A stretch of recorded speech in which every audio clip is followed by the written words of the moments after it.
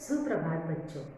तो हमने दूसरे अंश में देखा कि किस तरह से महात्मा गांधी जी ने जीवन का सच्चा अर्थ समझाया है कि जीवन अर्थात शिक्षा अर्थात जीवन का ये नहीं है कि केवल हमें अक्षर ज्ञान ही होना चाहिए, तो व्यवहारिक ज्ञान, अपने माता पिता की सेवा, अपने भाई बहनों की देखभाल, ये भी एक शिक्षा की तरह ही है। इससे हमें व्यवहारिक ज्ञान मिलता है और वो भी हमारे लिए उतना ही महत्वपूर्ण है। आगे वे कहते हैं कि हमें गरीबी में रहना है जैसी हमारी भारतीय जनता रहती है। जितना मैं अधिक विचार करता हूँ उतना ही अधिक मुझे लगता है कि गरीबी में ही सुख है। अमीरी की तुलना में गरीबी अधिक सुखकर है। वे समझाते हैं अपने बेटे को कि अमीरी में नहीं बल्कि गरीबी में ही सुख है, क्योंकि जैसे हम अमीर होते जाते हैं हमारा लालच और बढ़ता जाता है। इसीलिए हमें हमेशा हमसे कमज़ोर लोगों के बारे में सोचकर उनके जैसा रहने की कोशिश करनी चाहिए। और वे कहते हैं कि खेत में घास तथा गड्ढे खोदने में पूरा समय देना, क्योंकि भविष्य में अगर जीवन निर्वाह करना है तो एक योग्य किसान की तरह वे चाहते थे कि उनका बेटा एक योग्य किसान बने। और सभी औजारों को साफ और सुव्यवस्थित ढंग से रखना, सुव्यवस्थित अर्थात अच्छे ढंग से। सभी औजारों को हमें अच्छे ढंग से रखना चाहिए क्योंकि वे खेती के काम में आते हैं। और वे चाहते थे कि उनका बेटा एक योग्य किसान बने। अक्षर ज्ञान में गणित और संस्कृत पर पूरा ध्यान देना। संस्कृत हमारे भाषाओं की जननी है और गणित हमारे पूरे जीवन में काम आने वाला विषय है। इसीलिए वे समझाते हैं कि गणित और संस्कृत पर अधिक ध्यान देना, और इसके साथ साथ ये दोनों भविष्य के लिए बहुत उपयोगी है। और बड़े होने पर ये दोनों विषय सीखना बहुत मुश्किल होता है। उसके साथ साथ वे समझाते हैं कि संगीत में भी रुचि रखना। गांधी जी भजन गाया करते थे और वे चाहते थे कि उनका बेटा भी संगीत में रुचि रखे। हिंदी, गुजराती और अंग्रेजी के चुने हुए भजनों का एवं कविताओं का एक संग्रह तैयार करना चाहिए। वे अपने बेटे को समझाते हैं। और वैसे ये सब बातें क्यों समझा रहे बच्चों? क्योंकि वे यही चाहते थे कि उन्होंने जैसे अपना जीवन कठिन परिश्रम से बिताया है वैसे ही उनके बेटे भी अपना जीवन वैसे ही बिताए। इसीलिए वो ऐसी शिक्षा उनको दे रहे थे, प्रेरणा दे रहे थे। वे अपने बच्चों के लिए प्रेरणादायी स्रोत थे। और वे कहते हैं कि वर्ष के अंत में ये जो तुम संग्रह तैयार करोगे हिंदी, अंग्रेजी और गुजराती भजनों का, ये वर्ष के अंत में तुम्हें बड़ा ही मूल्यवान प्रतीत होगा। काम की अधिकता से मनुष्य को घबराना नहीं चाहिए, न ये सोचना चाहिए कि ये कैसे होगा, पहले क्या करूं, बाद में क्या करूं।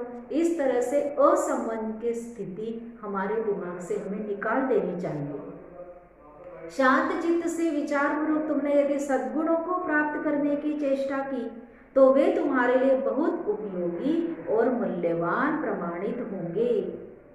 शांत चित्त हमारे लिए सबसे ज़्यादा जरूरी है, हमारे चित्त को शांत करना।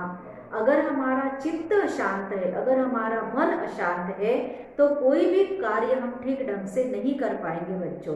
इसीलिए अगर आपको पढ़ाई भी करनी है तो सबसे पहले मन को शांत करना चाहिए। एकाग्र चित्तता से अगर तुम थोड़ी देर भी पढ़ोगे तो वह सब तुमको याद हो जाएगा। यही सीख देते हैं गांधी जी अपने बच्चों को। और तुमसे यही आशा है कि घर के लिए जो भी तुम खर्च करते होंगे, और गांधी जी की एक आदत थी कि वो जो भी खर्च करते थे वो सब कुछ एक एक रुपए का वो हिसाब रखते थे। वो जब जेल में होते उन्हें दिया सलाई दी जाती, दिया सलाई अर्थात माचिस, तो माचिस की एक तिली का प्रयोग, एक दिन में वो एक तिली का ही प्रयोग करते, एक समय में एक तिली का ही प्रयोग करते। इस तरह से बड़े ही अच्छे ढंग से उन्होंने अपना जीवन जिया था और वही वो समझा रहे थे अपने बच्चे को।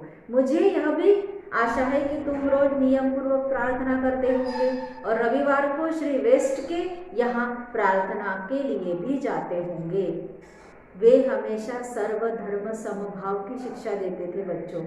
उन्होंने यह नहीं कहा कि तुम्हें केवल अपने ईश्वर की प्रार्थना करनी है, बल्कि उन्होंने चर्च में जाने को भी कहा है। और वे कहते हैं कि जो प्रार्थना है वो सूर्योदय से पहले उठकर करना बहुत ही अच्छा होता है। सूर्योदय से पहले अर्थात जो 5 बजे का समय होता है। और प्रार्थना हमेशा प्रयत्न पूर्वक और निश्चित समय पर ही करनी चाहिए, कभी भी नहीं करनी चाहिए। इसीलिए और ये सब वो क्यों समझा रहे हैं, क्योंकि वे चाहते हैं कि उनको सुबह सवेरे उठने की आदत लगे। और इसीलिए वे कहते हैं कि प्रार्थना निश्चित समय पर और प्रयत्न पूर्वक मन से करनी चाहिए। यह नियमितता जीवन में आगे चलकर बहुत सहायक सिद्ध होगी। और ये जो नियमित समय है, समय की जो नियमितता है, ये जीवन में आगे बढ़ने के लिए, भविष्य उज्जवल बनाने के लिए सहायक होंगी।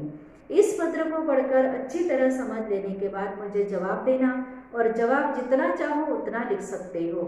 अंत में मैं प्रेम सहित यह पत्र समाप्त करता हूँ, तुम्हारा पिता मोहनदास।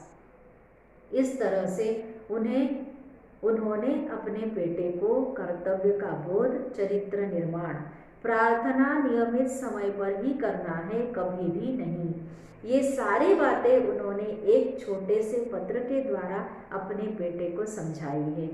और ये सारी बातें हमें भी अपने जीवन में उतने ही उपयोगी सिद्ध हो सकती है अगर हमने इन बातों का अनुकरण किया तो। इसलिए बच्चों, हमेशा हमारे हर क्षण का हमें सदुपयोग करना चाहिए। हमें समय का कभी भी दुरुपयोग नहीं करना चाहिए। और अक्षर ज्ञान के साथ साथ हमें हमारे माता पिता की सेवा, घर में जो बड़े हैं उनकी देखभाल, हमारे अगर छोटे हैं तो उनकी देखभाल, और इस तरह से अगर हम अपना जीवन बिताएंगे तो निश्चितता से हमारा जीवन और हमारा भविष्य उज्जवल होगा। धन्यवाद।